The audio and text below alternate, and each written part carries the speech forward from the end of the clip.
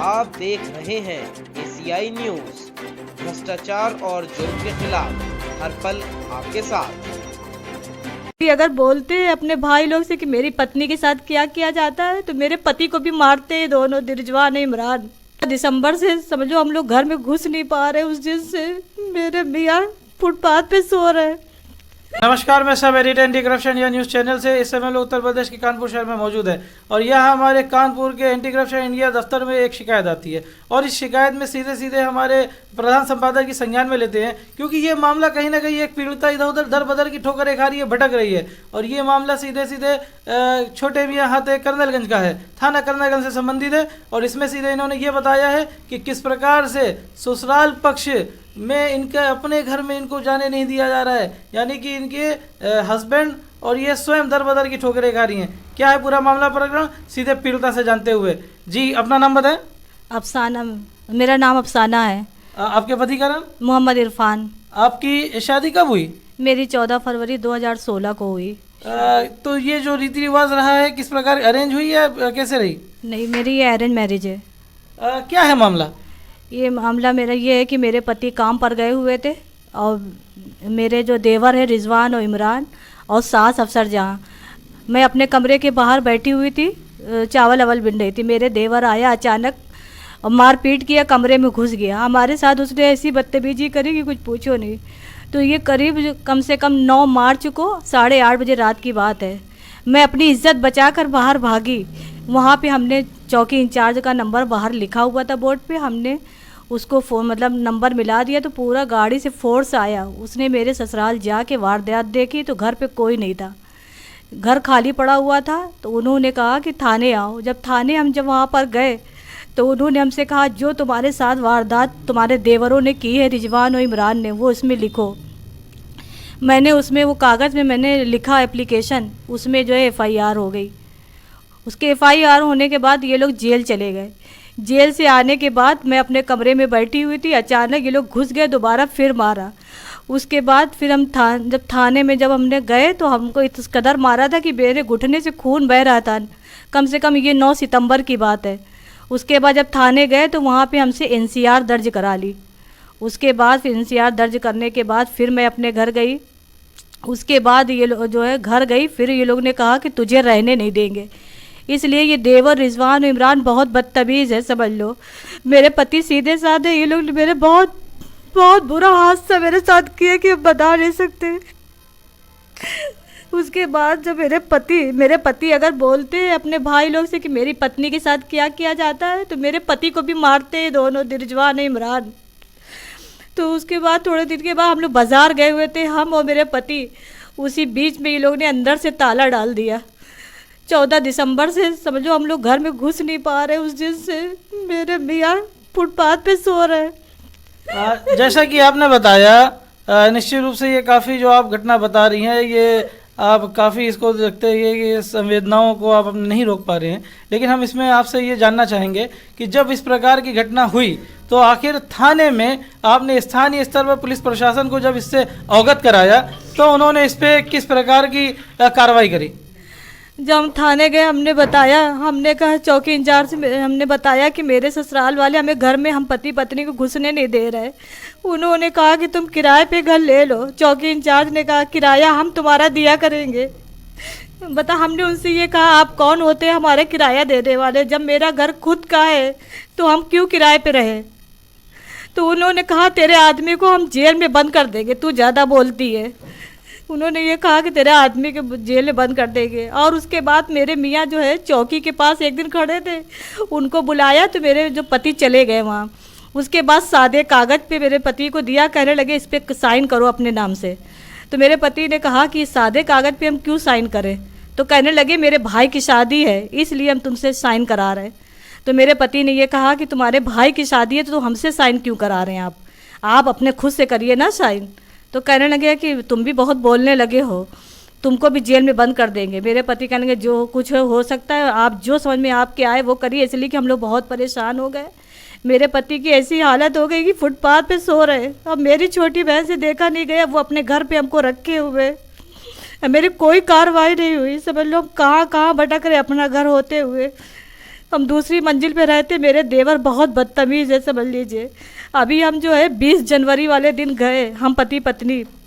हमने सोचा जिस दरवाजे से ये लोग जा आ रहे हैं उसी दरवाजे से हम भी आए जाएंगे। जैसे ही हम गए, मेरे देवर ने हम पति पत्नी को ढकेल दिया। फिर हमने उसके बाद 112 मिलाया, 112 वाले आए और थाने में कोई सुनवाई नहीं होती है, कोई सुनवाई नहीं होती। हम बहुत थक गए, थाने गए समझ लो, बहुत थक गए समझ लीजिए। हम बहुत परेशान है कि हम सबके घर में पड़े, कभी अपनी बहन के वहाँ पड़े। निश्चित रूप से हम अपने चैनल के माध्यम से शासन प्रशासन को इस बात से अवगत कराते हैं किस प्रकार से हमारे anti corruption India news channel, जैसे कि हम देख रहे हैं माननीय मुख्यमंत्री योगी आदित्यनाथ जी ने कहा है महिला सशक्तिकरण को लेके कि कोई भी महिला उत्तर प्रदेश शासन के अंतर्गत कहीं भी दर बदर की ठोकरें नहीं खाएगी। मिशन शक्ति को लेके हर एक जगह महिला डेस्क लगाने की बात कही गई है और हर जगह के ऊपर महिला डेस्क लगी हुई है। उसके बावजूद यदि महिलाएं इस प्रकार से दर बदर की ठोकर खाए, न्याय की गुहार को लेके इस प्रकार से इधर उधर अधिकारियों के चक्कर लगाए, जैसा कि इन्होंने साफ साफ बताया है कि स्थानीय स्तर पर पुलिस प्रशासन ने किसी भी प्रकार का इनका समर्थन नहीं किया है, किसी प्रकार से इनकी जो न्याय की मांग रही है। जैसे कि इन्होंने बताया कि पहले जब इस प्रकार की घटना हुई तो तुरंत एफआईआर भी लॉन्च हुई और जो आरोपी रहे उनको जेल भी भेजा गया, लेकिन जेल से वापस आने के बाद दोबारा जब इनसे मारपीट होती है तो उसके बाद उसके ऊपर स्थानीय स्तर पर पुलिस प्रशासन कोई कार्रवाई नहीं करता है। अब ऐसे में देखने वाली बात ये होगी कि इन्होंने जैसे कि गुहार लगाई, और ये हम जानना चाहेंगे कि ये बताइए कि क्या आप इससे संबंधित सीओ साहब से भी मिली? हाँ, सीओ साहब से हम मिले थे। सीओ साहब के पास गए थे, सर बताइए हम इधर ही उधर गुजारा कर रहे हैं, कभी अपनी छोटी बहन के वहाँ जा रहे हैं, कभी वो बीच वाली बहन के वहाँ जा रहे हैं। मेरे पति तो फुटपाथ पे पड़े हुए। तो सीओ साहब ने हमसे कहा एसीएम 5 से आदेश लिया, हम तुमको अंदर चल के घुसा देंगे। जब हम एसीएम 5 के पास गए, हमने कहा सर हमारे पास कोई मतलब, हम इधर ही उधर गुजारा कर रहे हैं, मेरा मकान होते हुए हम उस घर पर नहीं जा पा रहे। तो एसीएम 5 ने कहा कि हम इसमें कुछ नहीं कर सकते, आप जाइए, सिविल का मैटर है, हम आपको आपके घर में नहीं घुसा पाएंगे। तो वहाँ से हम चुपचाप चले आए समझ लीजिए। सीधे सीधे देखा जाए तो ये बहुत बड़ा आरोप लगाया जा रहा है। हम सीधे महिला आयोग को भी इससे संबंधित जानकारी देना चाहेंगे कि आप इसमें स्वयं हस्तक्षेप करें, स्वतः इस मामले को संज्ञान ले। महिला आयोग जैसे कि बताया कि ससुराल पक्ष के अंदर यदि इनको घुसने नहीं दिया जा रहा है, इनके पति को घुसने नहीं दिया जा रहा है, तो क्या इस प्रकार से ताला लगाने के बाद ये सड़क पे रहेंगे?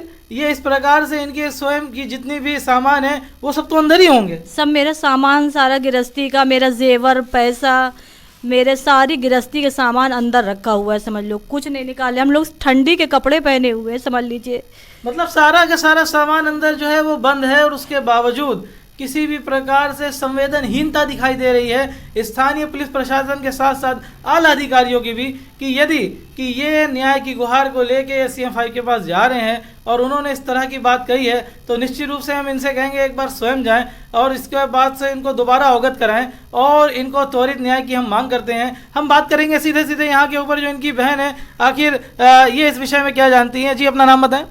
सना जी, आखिर ये बताइए कि ये जो पूरा मामला घटनाक्रम हुआ है इस पे आप क्या कहना चाहेंगे? ये कहना चाहेंगे इनके देवर जो हैं इरफान और रिजवान और इमरान, जो मेरे बहन को मारा है और मारने के बाद इनको घर से बाहर कर दिया है, घर में ताला लगा दिया है। मेरी बहन घर में नहीं जा पा रही है, जो कि वो मेरे घर में ही रह रही। मेरा घर खुद ही इतना छोटा है, मेरा परिवार भी है, उसमें हम लोग गुजारा नहीं कर पा रहे हैं। हम ये सोच रहे हैं कि ये भी अपने घर जा सकें। और मेरे बहनोई जो हैं वो रोड पे ही सो रहे हैं, कहीं पार्क में सो रहे हैं, कहीं रोड पे सो रहे हैं, कहीं किसी घर में सो रहे हैं। कौन कब तक कितने दिन सुलाएगा? ये है कि अपने घर चली जाए। मतलब ये पूरी तरह से जो है इस वक्त आजीविका का कोई साधन स्रोत ना होने के कारण इनका पूरी तरह से भरण पोषण आपकी तरफ से किया जा रहा है। जी।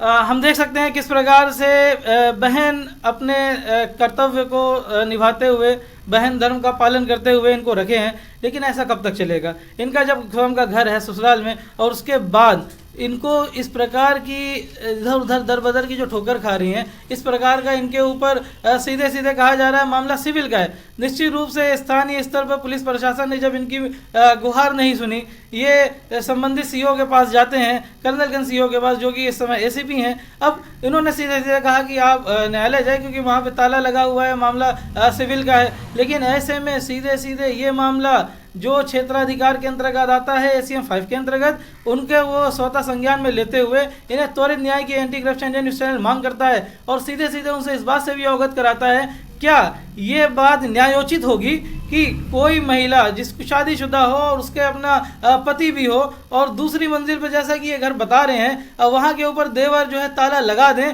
और वो ताला खुलवाने के लिए इतना लंबा समय कर लगाना पड़ जाए? यानी दिसंबर की घटना है और इस तरह से लॉकडाउन चल रहा है। ये देखा जाए तो शोषणकारी रवैया है और इस दमनकारी नीति को किस प्रकार से दूर किया जाएगा, ये हमारा चैनल सवाल उठाता है और ये मांग करता है कि आखिर क्या वजह रही कि इसमें इतनी देर हो गई। क्या कहीं ना कहीं आपको लगता है कि स्थानीय स्तर पर जो पुलिस प्रशासन है उसका रवैया ढीला रहा, तो कहीं ना कहीं साठगांठ आपका जो है लग रहा है कि है आरोपी पक्ष के साथ? हाँ, हम काफ़ी कई बार गए, हमने ये देखा कि हमने, मेरे देवर ने ये भी हमसे रास्ते में रोक के कहा कि 1.5 लाख रुपया हमने नेता नगरी में खर्चा करिए, तू उस घर में घुस नहीं पाएगी। हम भी कितने बार सबके पास गए, नेता के पास गए, हम पता नहीं कहाँ कहाँ किसके पास गए कि सिर्फ हमको घर में रहना है। और मेरे पति ने अपने पैसों से कमरा बनवाया है, समझ लीजिए दूसरे मंजिल पे अपना पैसा लगाया, खुली छत उनको दी गई थी। तो नेता लोग ने मेरी नहीं सुनी, कहने लगे कि हम इसमें कुछ नहीं कर पाएंगे। समझ लीजिए जरा से कोई मारता है पीटता है, फ़ौरन मेरा देवर नेता ही के पास पहुंच जाता है। निश्चित रूप से जो आरोप इनकी तरफ से लगाया जा रहा है ये जांच का विषय है और ये जांच होनी चाहिए। कहीं ना कहीं इसमें भ्रष्टाचार भी लिप्त है, क्योंकि कुछ इस प्रकार की संदिग्ध गतिविधि दिखाई दे रही है कि किस प्रकार से जो मामला बेहद आसानी से निपटाया जा सकता था उसमें इतना डिले हो गया, उसमें इतनी देरी हो गई। आखिर क्या वजह रही? क्यों स्थानीय स्तर पर जब पुलिस वहां पहुंचती है तो क्यों इनको जो है त्वरित न्याय को लेकर इनकी तरफ से कार्रवाई नहीं होती है? आखिर क्या वजह रहती है कि एक ताला लगाने के बाद इतनी लंबी प्रक्रिया से गुजरना पड़ता है? क्या ये अधिकार जो है वो पुलिस को नहीं है कि यदि इन्होंने उसी समय इनके साथ मारपीट दोबारा होती है तो वो दोबारा आने के बाद इनकी तरफ से दोबारा सुनवाई हो और सुनवाई होने के बाद आरोपी पक्ष को जैसे पहले उसके ऊपर कार्रवाई की गई थी दोबारा भी की जाती? या होना ये चाहिए था कि यदि ACM 5 के पास ये गए थे तो इनको भी इस मामले की गंभीरता को देखते हुए, संवेदनशीलता को देखते हुए एक महिला के दर बदर भटकना क्या उनको दिखाई नहीं दिया? क्या उन्हें ये दिखाई नहीं दिया कि यदि ये महिला हमारे पास से चली जाएगी तो आखिर न्याय की गुहार लेकर कहाँ जाएगी? क्योंकि CO साहब तो भेज रहे हैं सीधे सीधे इन्हें ACM 5 के पास और ACM 5 अपना पल्ला झाड़ दे रहे हैं। तो कहीं ना कहीं ये हमारे सिस्टम की व्यवस्था की बहुत बड़ी चूक है और ऐसी चूक में न जाने कितने इस प्रकार के पीड़ित व्यक्ति इधर उधर दर बदर की ठोकर खाते रहते हैं। हमारा anti corruption India news channel न केवल कानपुर बल्कि प्रदेश भर के अंदर, देश भर के अंदर जहां कहीं भी इस प्रकार के पीड़ित व्यक्ति होते हैं उनकी बात को अपने चैनल के माध्यम से शासन प्रशासन को अवगत कराता है और केवल उद्देश्य ये होता है कि उन्हें त्वरित न्याय मिले, अविलंब रूप से न्याय मिले और जल्द से जल्द न्याय मिले। और इस जल्द से जल्द न्याय के साथ साथ उनके साथ कहीं भी अन्याय की घटना न होनी चाहिए। और यदि इस प्रकार से इन्होंने दिसंबर से अब तक का समय फुटपाथ पे गुजारा है या अपनी बहन के यहाँ गुजारा है, आखिर इसका जुर्माना कौन भरेगा? इसका जिम्मेदार कौन है? क्या संबंधित अधिकारी के खिलाफ कोई कार्रवाई होगी? ये देखना एक अहम सवाल है। बाकी खबरों के साथ भी एंटी करप्शन न्यूज़ चैनल से बने रहें और हम निश्चित रूप से इसमें क्या अपडेट हुई है वो अपने चैनल के माध्यम से दर्शकों को फिर बताएंगे। तब तक के लिए अपना ध्यान रखें और मास्क लगा के सोशल डिस्टेंसिंग का पालन करते हुए और जो भी शासन की तरफ से दिशा निर्देश हैं उसको पूर्णतः पालन करें, घर पे रहें, सुरक्षित रहें। जय हिंद।